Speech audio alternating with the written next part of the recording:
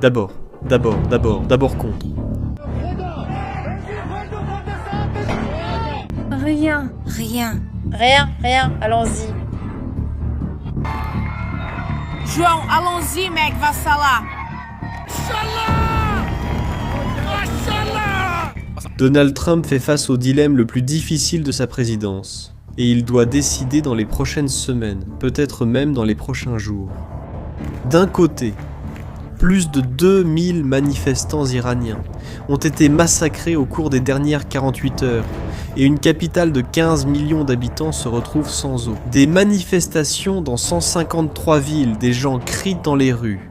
Président Trump, nous avons besoin de votre aide.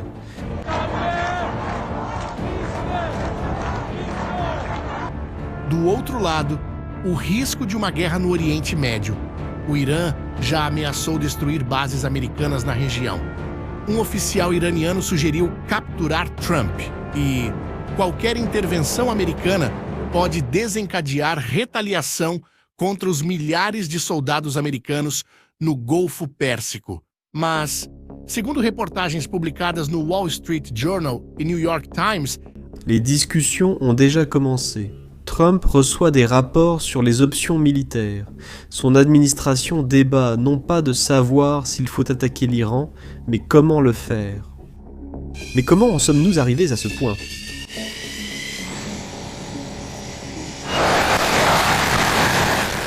Peu le savent, mais il y a 3 semaines, 2 soldats américains ont été tués en Syrie par des milices liées à l'Iran.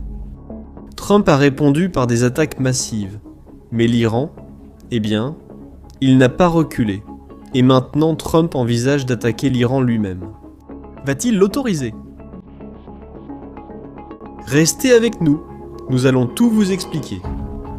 Pour comprendre, il faut revenir au 13 décembre 2025. Palmyre, Syrie, une ancienne ville du désert, connue pour ses ruines romaines. Mais ce jour-là, ce n'était pas de l'histoire ancienne qui s'écrivait. Les sergents Edgar Brian Torres Tovar et William Nathaniel Howard de la Garde nationale de l'Iowa étaient en patrouille de routine. Un interprète civil et des hommes expérimentés effectuaient un travail déjà accompli des centaines de fois. Ils ont été attaqués par l'État islamique, liés à des milices soutenues et formées par l'Iran. Les 3 ont été tués. Et ce n'était pas une attaque aléatoire, c'était coordonné, c'était un message. Donald Trump avait le choix. Encaisser une provocation iranienne de plus ou répondre avec force. Il a choisi la deuxième option. 6 jours plus tard, le 19 décembre, les États-Unis ont lancé l'opération Hawkeye Strike, ce qui signifie attaque de l'œil de faucon, une réponse massive. Des chasseurs de combat, des avions d'attaque au sol et des hélicoptères de guerre. Nous parlons de F-15 Strike Eagles, d'AA-10 Warthog et d'hélicoptères Apache. Une campagne de bombardement coordonnée contre des cibles de l'État islamique et des milices alignées sur l'Iran en Syrie. La Jordanie s'est jointe aux frappes. Le message était clair. Tolérance zéro. Mais ce n'était qu'un avertissement. Car alors que les États-Unis bombardaient la Syrie, l'Iran implosait de l'intérieur. Il ne s'agissait pas d'une crise, mais de 3 à la fois, une véritable tempête parfaite. La première, Téhéran est en train de s'assécher. Les 5 principaux réservoirs qui alimentent la capitale ont atteint ce que les ingénieurs appellent le volume mort, soit moins de 3% de leur capacité totale. Cela signifie que les barrages ne peuvent plus libérer d'eau par les systèmes normaux. Techniquement, Téhéran a déjà atteint le jour 0, le jour où l'eau cesse de couler. Imaginez, 15 millions de personnes, l'une des plus grandes villes du Moyen-Orient, sans eau. Le président iranien, Massoud Pezeshkian, est même allé jusqu'à parler publiquement de l'évacuation de la capitale. Pensez-y, l'évacuation d'une capitale de 15 millions d'habitants. La deuxième crise, c'est la défaite militaire. En juin 2025, Israël a mené ce qui est devenu connu sous le nom d'Opération Lion Ascendant. Une guerre de 12 jours qui a complètement détruit l'aura d'invincibilité de l'Iran. Israël a attaqué des installations nucléaires à Natanz et Fordo, a tué des dizaines de commandants des gardiens de la révolution iranienne, a détruit la capacité de missiles et a retardé le programme nucléaire iranien. En quelques décennies, le régime iranien a perdu sa force militaire et pire, le mythe de son intouchabilité. La troisième crise, c'est l'effondrement économique. Le gouvernement iranien a délibérément dévalué sa propre monnaie. Le rial est passé de 700 000 pour $1 à 1,45 million pour $1. Du jour au lendemain, l'élite qui vend du pétrole s'est enrichie, tandis que le peuple achetant de la nourriture importée s'est appauvri. Les prix des aliments de base ont doublé en quelques semaines. L'huile de cuisson a bondi de 133%. En 10 jours, les œufs ont doublé et le riz a grimpé de 30%. La Banque Mali, principale banque publique d'Iran, a suspendu les retraits après une ruée bancaire. 3 crises, l'eau, la défaite militaire, l'effondrement économique. Et le 28 décembre 2025, le peuple iranien a dit stop. Les manifestations ont commencé pacifiquement. Elles concernaient l'économie, la cherté de la nourriture et l'impossibilité de survivre. Le président Pezeshkian a même admis publiquement « Je suis le coupable, nous sommes les coupables ». Cependant, les protestations ont continué et se sont amplifiées et transformées. Les gens ne demandaient plus du pain moins cher, ils demandèrent la fin du régime. Des phrases comme « mort au dictateur » et « est mort à Khamenei » ont résonné dans les rues de 153 villes à travers tout le pays. Et c'est là que le régime a paniqué. Le 8 janvier 2026, le gouvernement a coupé l'internet. La connectivité est tombée à moins de 1%, une coupure totale. Quand les caméras se sont éteintes, le massacre a commencé. Les forces de sécurité ont reçu l'ordre de tirer pour tuer. Plus de balles en caoutchouc, des munitions réelles, des mitrailleuses lourdes, des tireurs d'élite, même des drones armés contre les manifestants. Le 11 janvier, Robina Amignan, 23 ans, étudiante kurde en design de mode à l'université Shariati de Téhéran, s'est rendue à une manifestation.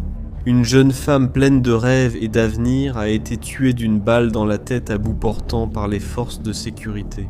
Elle est devenue un symbole, un visage, un nom parmi des milliers d'autres. Medizar Parvar, 39 ans, champion de culturisme de Hasht, a été tué par balle lors des manifestations. Un médecin de Téhéran a raconté à des journalistes que 6 hôpitaux où il travaillait avaient enregistré au moins 217 morts en une seule nuit, la plupart par des balles réelles. Et pire encore, les autorités retirèrent les corps des hôpitaux. Des enterrements secrets. Les estimations les plus conservatrices parlent de 2000 morts en 48 heures. Certains groupes d'opposition avancent entre 6000 et 12 000. La vérité reste inconnue. Sans internet ni journalistes indépendants, seule l'obscurité règne. Et pendant que le régime massacrait son propre peuple, quelque chose de bizarre se produisait. L'élite s'enfuyait. La famille de Mohamed Bagher Ghalibaf, président du Parlement iranien, a demandé un visa politique en France. Le neveu de l'ancien président Rouhani a également tenté de fuir. Ceux qui criaient « mort à l'Amérique » imploraient désormais l'asile en Europe. L'Iran a commis une erreur fatale. Le gouvernement iranien a déclaré qu'il était prêt à attaquer des bases américaines si une offensive des États-Unis avait lieu. Le président Trump a promis de répondre à la répression du régime iranien. Une erreur qui allait tout changer a directement menacé les États-Unis. Le Parlement iranien a averti que les bases américaines au Moyen-Orient seraient des cibles légitimes si les États-Unis intervenaient. Un responsable iranien a même suggéré que l'Iran capture Trump, comme Trump a capturé Maduro. En même temps, Trump a tweeté « L'Iran regarde vers la liberté comme jamais auparavant. Les États-Unis sont prêts à aider. » Et selon des reportages du Wall Street Journal, les discussions au Pentagone ont déjà commencé. Pas sur la question d'attaquer, mais sur la manière d'attaquer. Le général David Petraeus, ex-commandant du CENTCOM, responsable du Moyen-Orient, a exposé publiquement les options dont disposent les États-Unis. Il sait de quoi il parle, ayant lui-même dirigé ce type d'opération. La première option serait un soutien avec des informations et des équipements Starlink, le système Internet par satellite, pour que les manifestants puissent communiquer. Des sanctions économiques ciblées contre les dirigeants du régime, le gel des avoirs. La deuxième option impliquerait des frappes limitées contre l'infrastructure de répression, les quartiers généraux des forces de sécurité qui massacrent des civils, les centres de commandement de la garde révolutionnaire. La troisième option serait une campagne aérienne plus large, visant les installations de missiles, les bases militaires, et tout cela. Petraeus a souligné que cela peut être fait sans troupes au sol, avec des drones, des missiles de croisière, des systèmes non habités. Mais voici le dilemme. Si les États-Unis n'agissent pas, le massacre continuera probablement. Le régime peut écraser les manifestations dans le sang, comme il l'a déjà fait en 2019, et les manifestants qui demandent de l'aide américaine se sentiront abandonnés. Mais si les États-Unis interviennent, les conséquences pourraient être catastrophiques. L'Iran a déjà promis de riposter contre les bases américaines. Des milliers de soldats américains se trouvent dans le golfe Persique, en ce moment même. Le détroit d'Ormuz, emprunté par 20% du pétrole mondial, pourrait devenir une zone de guerre. Et l'histoire montre que les interventions au Moyen-Orient se terminent rarement comme prévu. Trump fait face à deux mauvais choix, alors que le temps presse et que le régime iranien montre des signes d'effondrement. Des rapports de renseignement indiquent qu'il existe un plan d'urgence pour le guide suprême, Ali Khamenei, fuir en Russie. C'est ce que les analystes appellent le modèle Assad, en référence au dictateur syrien Bachar. Il s'est enfui à Moscou lorsque son régime s'est effondré. Khamenei suivrait le même chemin, cherchant refuge en Russie. Si la situation à Téhéran devient intenable, des villes tombent. Mashhad, deuxième plus grande ville d'Iran et ville natale de Khamenei, est sacrée pour les chiites. Là-bas, les manifestants ont fait reculer les forces de sécurité. Des vidéos montrent des voitures de police en flammes dans le centre-ville. Bandar Abbas, le port stratégique sur le golfe Persique, crucial pour les exportations de pétrole. Les manifestants ont pris le contrôle. 153 villes protestent et le gouvernement perd du terrain. Des analystes militaires ont identifié 3 scénarios possibles pour les prochaines semaines. Le premier scénario serait la fragmentation. Le gouvernement central perdrait le contrôle de la périphérie. Le Kurdistan, le Baloutchistan et le Khouzistan se sépareraient. L'Iran serait fragmenté par la guerre civile. Le second scénario serait un coup d'État militaire. Des membres restants de la garde révolutionnaire ou de l'armée renverseraient la direction religieuse. Une junte militaire, soit des généraux au pouvoir, prendrait le contrôle et tenterait de négocier une transition en se présentant comme sauveur de l'État. Le troisième scénario serait l'effondrement total. Les infrastructures d'eau, d'énergie et de sécurité échoueraient simultanément.